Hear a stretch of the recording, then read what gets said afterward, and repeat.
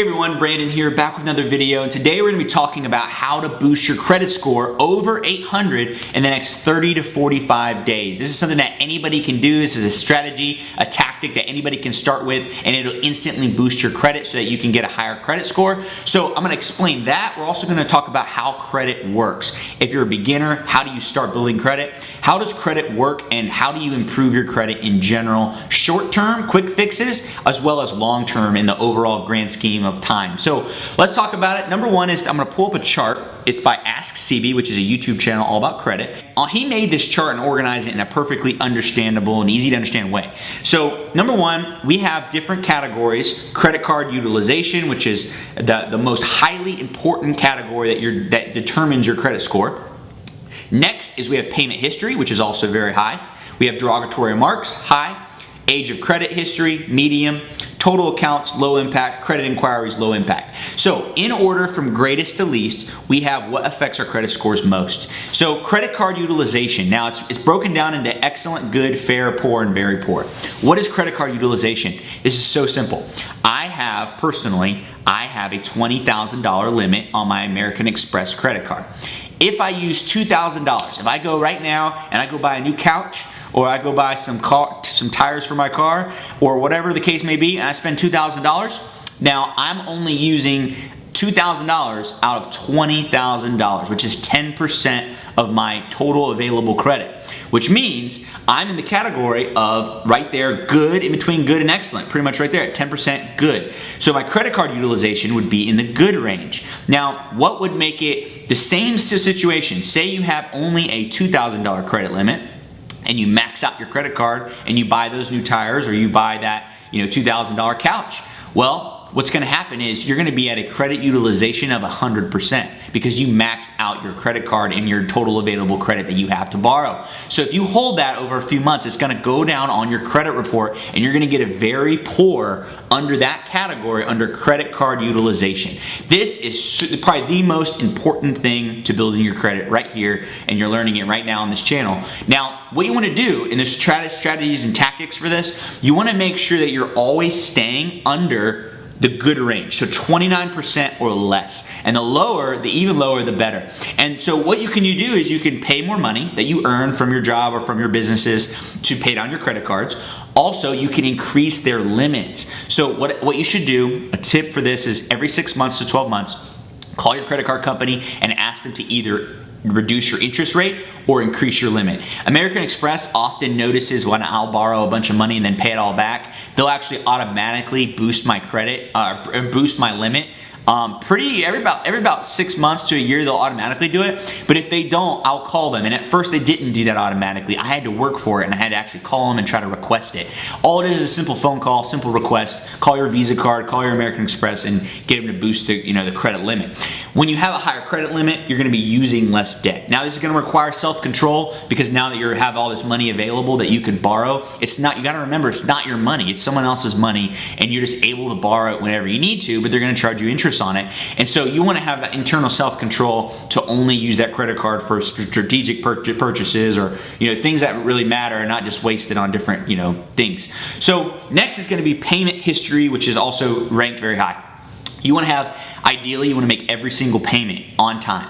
Now, there's a caveat to this, because sometimes credit card companies will not actually they won't put it on your credit that you missed a payment. Like if you missed that 1 month, sometimes there's a grace period, and so you're going to want to find out if there is even a grace period and how long it is until it actually goes on your credit report with your credit card company. But you want to make sure, to the best of your ability, you're not obviously borrowing too much money, and you're able to pay it back every month whenever the payments due. So 100% is going to put you in excellent. 99% good, fair, 98, 97. Very poor is going to be 97% or less. So that's not a lot of wiggle room. If you're making late payments, it's going to destroy this section of your credit scores. You're going to have a very poor score. Next is derogatory remarks. This would be closing accounts, and closing accounts that are in debt. So you owe a lot of money on it, and there's collection calls coming after you trying to get you to pay it. This is a high, pretty high to medium, upper medium detriment to your credit score. It's going to hurt your credit score. So the goal is to not close accounts.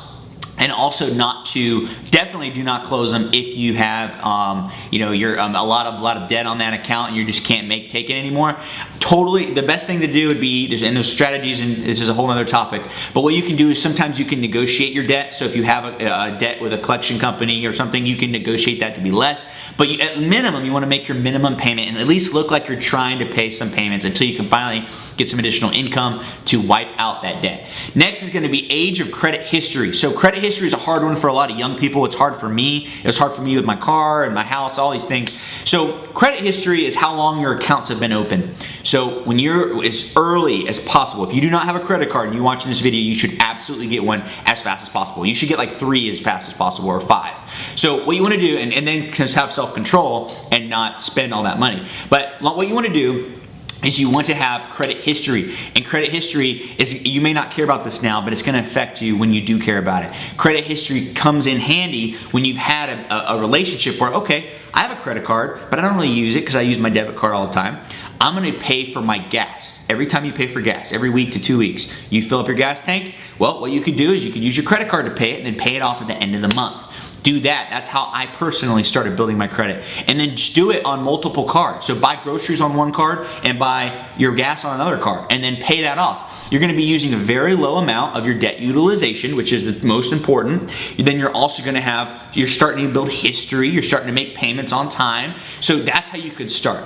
Next is going to be total accounts. Total accounts is an exciting one, and that's where I'm actually struggling. I think I have 6 accounts, 5 accounts right now, which would only put me in the poor category, which is really bad. So my goal is to get to about 12 types of credit accounts that I have available to me. So how you can do that? Well, you're going to have to, apply for different credit cards, get a personal line of credit from the bank. Auto loan, mortgage loan, different loans also go affect your credit.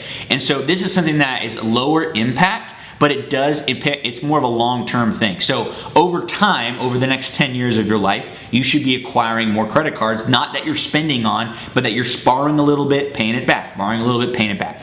Now, it even shows you on the excellent category that people with 850 credit scores are showing total accounts as 21 accounts or more of lines of credit. Now, and this is facts, so this is not, and don't necessarily hate me for explaining it to you. This is how the game works, and the goal is to understand how this works so we can play it to our advantage and slowly work to it, work this direction in our life over time. So good, 11 to 20. Fair, it should be about 10 to 20.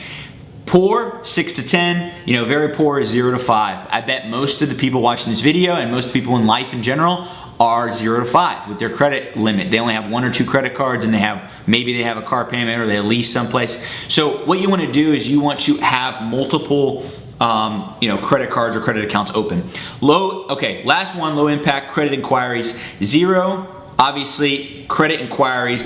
We're talking about throughout a year, how many credit inquiries are you getting onto your credit? Now, this is what drives me crazy because I'm always trying to call and boost my credit score, or I'm trying to buy a house or buy a car and do all these things. And that all goes towards your credit inquiries. And there's 2 different kinds. There's hard pulls and soft pulls. Hard pulls is what we're talking about in this case, which is going to be getting an auto loan, getting a house loan, any hard pull of your credit where they have to look at your whole financial situation and make a decision if they're going to give you money or not. That is something that counts. Now, soft pulls is going to be more like, and you could have multiple of these throughout the year, but you still want to have as least amount of them as possible. Sometimes credit cards could be a soft pull. I don't know of any personal situations of that. But also, when you're trying to get a lease and they're pulling your credit to check to see if your credit history for your lease, then that would be an example of a soft pull credit. So, how can we improve this now, starting today? Well, what we can do is we can do something called piggybacking. Piggybacking is a strategic way to just about instantly improve your credit. Now, we want to make sure we warn you: do not co-sign. Do not co-sign with somebody that has bad credit on a credit card, because they're going to ruin your credit more than likely eventually, because they obviously have issues paying their credit off. So what you want to do is, this is a strategic operation, and there's 2 standpoints. There's the person that's going to help the other person, then there's the person that's getting helped. Okay, person with bad credit that's getting helped. What you need to do is you need to find somebody who has a long history of an account.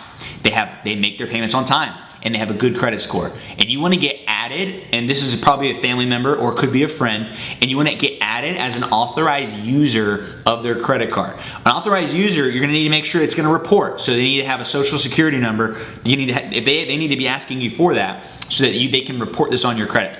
So the way this works is all of the transaction history and the payments that they've made that are on time is going to go towards your new credit report. And so over time, the next 6 months, this could dramatically influence your credit. So whatever their credit limit is, that's gonna go on your credit score. How often you're making these payments, that's gonna go on the credit score. Their credit history, their time of the account is also gonna be added to your credit score. Now, this is a tactic that people have said that is gonna go away from time to time.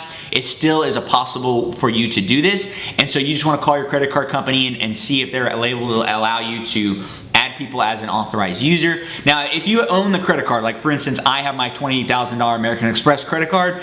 If I was going to add somebody, I would want to make sure that I can trust them.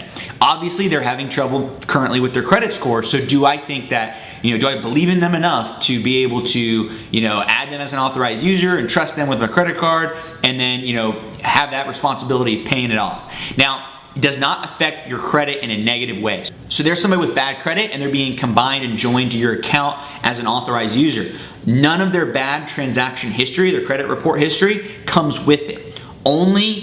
It only affects their account in a positive way for the future. So their previous credit habits do not affect you or your credit or anything like that. It only helps them by adding to their future credit reporting that they have a new limit, they have a longer history, and they're making their payments on time. All right, so the last strategy is going to be something that's very, very obvious, but it's called rapid repayment. And what we want to do is obviously just get a bunch of cash and pay off our credit cards. Now, what you can do though, I want to show you how powerful this is. There was a time where I had I think a 580 credit score, and I had, I think, $15,000 on the credit card, and I'm not sure what my credit utilization was at that time. However, I paid the entire thing off in 1 month, and then within 45 days, about a month and a half later, my credit score shot all the way up to 680. So 100 points, about 100 points in 45 days, which is a dramatic increase. So if you do come into a windfall of money, or you start a new business that takes off, or you have a successful Amazon product that takes off, or you do whatever you do to improve your income situation, and then you put all that on your credit, you can dramatically increase your credit overnight by wiping out your credit, and therefore helping your credit utilization become like you're not using so much of that credit that you have available to you. So that is it. I hope you guys enjoyed this video. Credit's very, very important. It's very important for you to buy a house, to buy a car, to achieve all of your financial goals. And so you gotta know this stuff. You gotta at least understand it at a basic level like I did in this video. So I hope you guys enjoyed the video. If you learned something, make sure you hit the thumbs up button, or if you like the video. We're also doing a contest. Each week, up to two people, 1 or 2 people is gonna win anywhere from 20 to 100 bucks, and I'm gonna PayPal it to them. Whoever has the best comment in the comment section down below. So comment down below whatever your favorite comment is. It could be about this video, it could just be hilarious, whatever the case may be. And we're gonna be selecting a winner to that in the very next video. So make sure you subscribe, and I'll see you guys in the next video. Take care.